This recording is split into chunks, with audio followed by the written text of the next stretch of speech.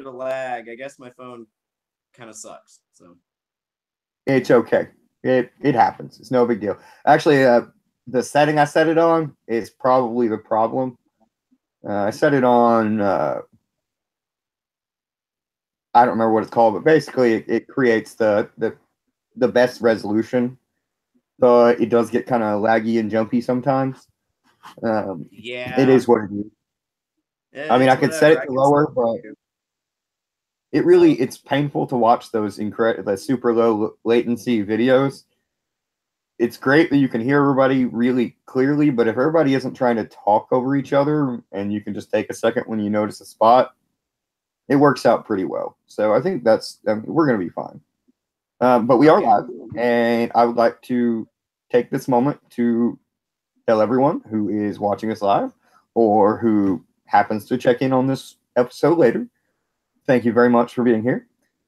This is Conscious Communication. Although it's not the full format of the show because it's supposed to have three people, and we just kind of decided to do this on the spur of a moment because we were both feeling the urge to let some stuff flow out of us. So I think that this is a perfect time for me to let you have the floor, Tyler, and kind of just express yourself a little bit. Okay. Well, I've never been one that's been too great at finding a starting point as to what is a generalized topic for everyone to click in on. But like today, like earlier, I was posting online about how happy I am today with like myself. I'm really happy with where I'm at today, but it's because of all the decisions that I had to make. It was about the people that I had to cut off and the people that I knew I needed to keep included to get me to where I'm at today. Because I'm gonna tell you, man, Capricorn. Some people, well, a lot of people, astrology is kind of bullshit if you don't look at it on an in-depth level. But for me, as a Capricorn, I just try to deal with everything on my fucking own, man. I just don't ever really ask for help. And when I'm going through the worst of the worst, I don't really like to reach out to people because it bothers me. I don't want people to carry the burden I have to carry. And not only that, but everything that I'm going through is something that I'm meant to go through. So I think the important thing about like this year and what everyone thought maybe last year might be for them is like this might be a stage of recovery. Like, hey, this might be the year I can finally be myself and I can finally do what I need to do. But I'm just gonna say right now, it's all bullshit. You can't like put little labels on it like, well, this is the year and this is the time and yada yada yada. Life is always static and things are always going to happen. We're not in control of anything as much as we would like to believe we are. So I guess what I'm trying to hit on is the reason I'm so happy today. That I feel like, man, I finally reached that point where, yeah, I'm not in control of everything, but at least I'm doing things on my own terms. It's not just because of me. As much as I've had to push this year, like the past 3 months have been really testing for me and finding out myself again, loving myself again, and finding out what my purpose is and what I want to do in life. I would have never gotten here if it weren't for the people that I surrounded myself with, even the people that were negative, even the people that seep such chaotic and negative energy into me. Like, I wouldn't be here today if it weren't for anybody else. So, I guess my big poignant thing today would be like appreciate everyone else around you. Don't feel like you need to do it on your own because people need people and people need love. And we're going to go through bad things in our lives. We're going to go through bad times. We're going to see a lot more of those and we're going to see the good. But you will see the good if you allow it to happen. Whatever that may mean to you, good things do happen in life if you do allow them to. And that just merely means accepting the fact you're not in control and everything else around you is always static, much like yourself. So just, I guess my big thing today would be to accept your past, understand that there's nothing you can do about it, that we live in this moment today, and that, yeah, of course, we look forward towards tomorrow, but we're still living on borrowed time in this very moment. We don't know what's going to happen to us today. So appreciate today and appreciate the people that you understand are actually caring and there for you, because if you don't, it's like you want to try to do everything on your own, you'll end up building a little special hell for yourself. That's kind of what I've been dealing with here the past couple months. Was I built a little special hell for myself, because at first, like, embarking on this journey, I didn't really understand that like everything that I was doing was ultimately going to lead up to me actually waking up and feeling happy today. Well, of course, any of us are not going to know whenever we're pitted against things we don't expect to happen in life. But I think that's the big thing today, man, is you never know what to expect out of life. But also remember, there are people that do care and are there for you, just as long as you're doing the right thing, and deep down inside you know that at the end of it there's going to be greener grass on the other side. I mean, that's something that we all need to believe in, because if we don't, then what are you looking forward towards? Like, are you trying to die? Just like, are you just not wanting to live? And like you had said in your live stream earlier, Josh, like, that we get to experience this like awesome moment, this like pure feeling of being alive, even if it might be terrible. It's like you get to see everything in front of you through the pair of your eyes, much like anybody else, but having the realization of it actually happening is different. So I guess today what it is embrace the people around you, and embrace the now. I guess that's kind of what I've been going through, but I never thought I would be so happy embracing it until now. Like, I've been pitted against much difficult situations that have just been pressed upon me because of the other people I tried to include and I tried to love. And it's like, man, we got to love ourselves first and foremost.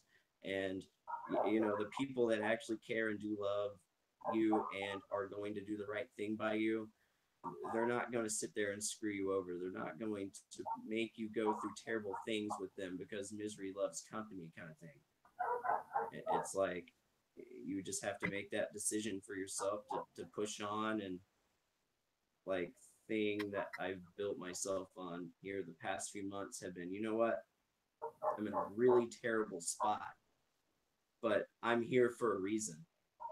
And I need to understand that reason. That's the topic today, is understanding the reason, I guess, of actually wanting to exist.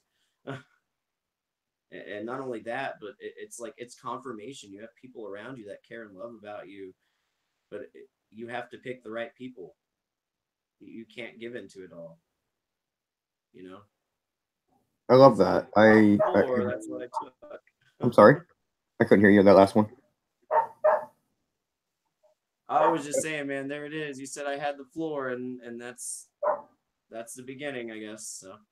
Well, I love it. I think that I resonate with a large section of that message, honestly, pretty deeply.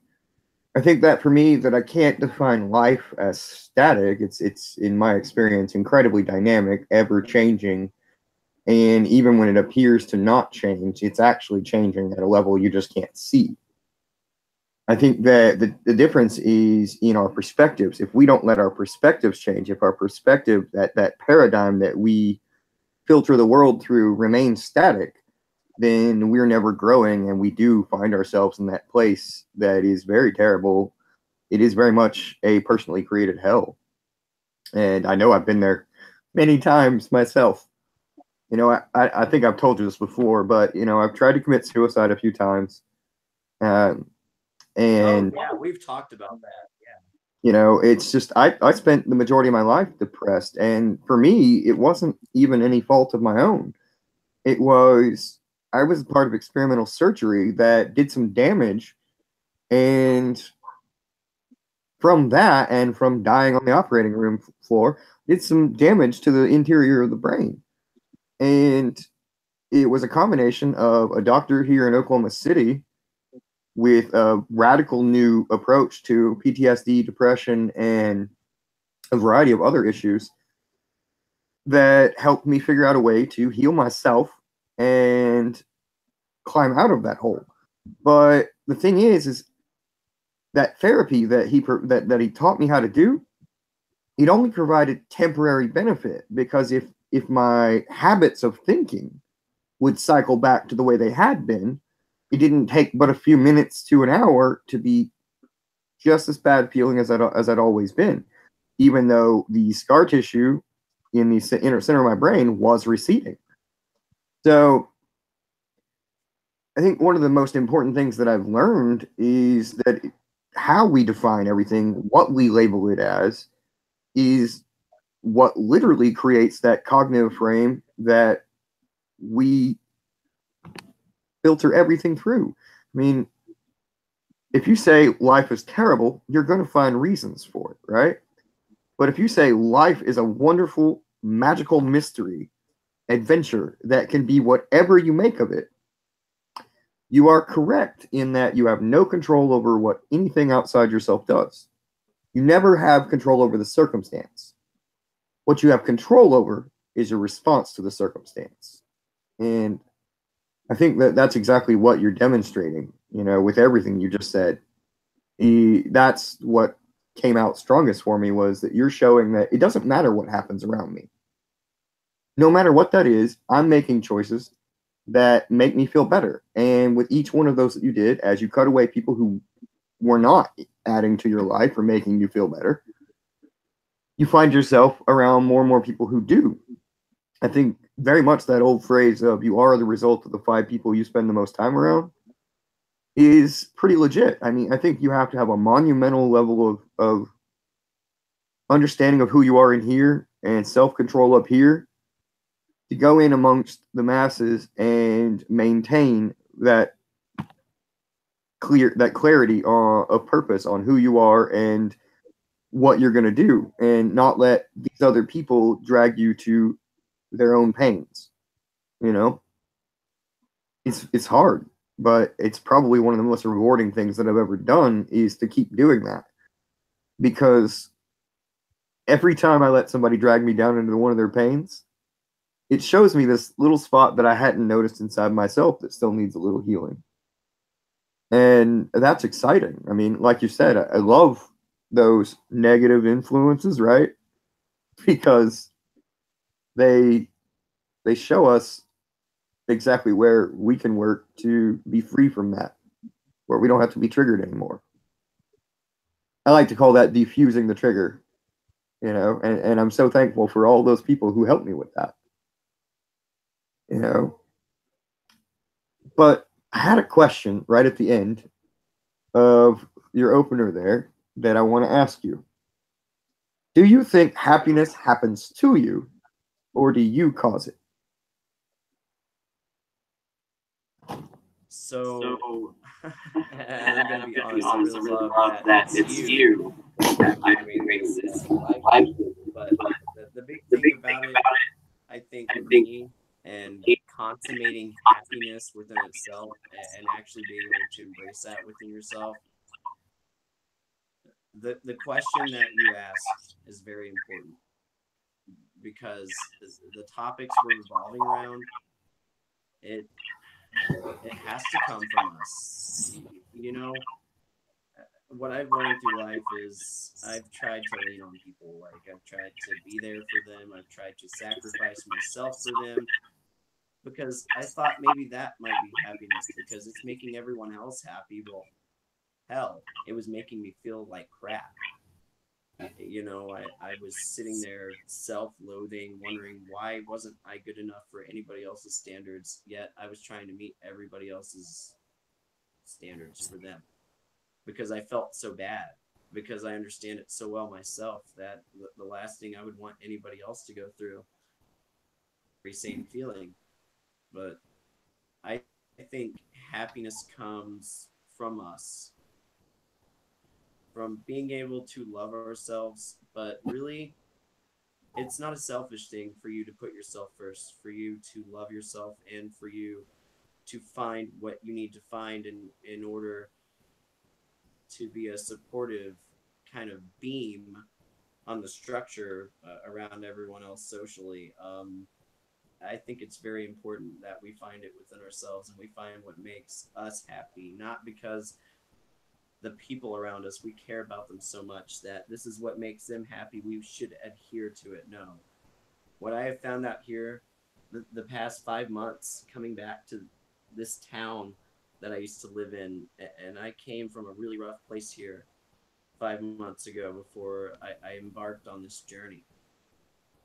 All right, to the point that I was sacrificing myself so much for another person that it ultimately led me to demise, because misery does love company. And I'm going to be honest, it doesn't matter if it's your mother, doesn't matter if it's your best friend you've known for 10 or 12 some odd years, or ever since you were a child. And things are always going to happen. And I halfway want to say sentiment is bullshit. It's not. You just have to invest it in the right place, but you need to invest it in yourself first. It's much like the whole entire analogy of like, hey, my cup is so full, it is finally filling into other people's cup. Mm-hmm. Well, how do you expect that to ever happen if you haven't yet learned to be there for yourself first and understand that no matter who you rely on in that has to come out of you. You have to let it come out of you, because you're not going to find true happiness in other people. You're not going to find it in medial things and in life that surround us, the materialistic shit, the things that we feel may keep us grounded because of all the anxiety and all of the pressure that life may exert on your life. I mean, that's just the thing. Like the biggest thing that I've learned for myself, and that I've learned throughout trying to rely on other people, is that in the very end, I want. And again, I'm not trying to disinclude the fact that we're trying to get at the point where, you know what, people need people and people need love, but we need ourselves first. Mm-hmm. And if you haven't learned how to love yourself, or embrace the gifts that you have, or the uniqueness or the rareness that you have, then you have yet to discover that people aren't going to be able to find that for you. And all I would encourage anybody listening to this at this point would to be, if you truly want to love humanity outside of yourself, you need to learn to love yourself inside first. No, I agree. A I long answer to your question. no, it's beautiful. It actually it made me think of something else. Uh, when you were talking about, you were sacrificing yourself for someone you love, it really reminded me of some personal experiences where, I was the nice guy, that douchebag that claims to be a nice guy, right? Oh no, I know what you're talking about I because was I've been that there guy. and done it. And the deal is realistically, I was filling the role that I was told was how to be a good man. I was born in 1981 in Arkansas, where being a man and all that programming that comes with it, you had two choices. You be the aggressive guy who just doesn't ask the woman and takes what he wants, and that's being a man, or you are the guy who is considerate, kind, tries to just show up and be a friend, and then also date her. And, technically that tactic would work, but where I think it falls in and in line with kind of what you were talking about, is in many other circumstances, you know, it's you're treating it like a business transaction, right? So I'm going to do these things for you because I expect access to you in this way, or because I expect this action from you, you know? And I think that ultimately that desire for conformity to what you want is that source of suffering, you know? I mean, the Buddha was right. Anything transient cannot provide happiness. Anything that can disappear from your life cannot provide you with happiness. And that can be a person, a thing, even a place. Oh, I think I lost you, Tyler. Are you there, man? All right. Well, ladies and gentlemen, I think that was the end of our live call. It happens. We will come back and entertain you again in the future. So, with that, I am going to say adieu with all the love.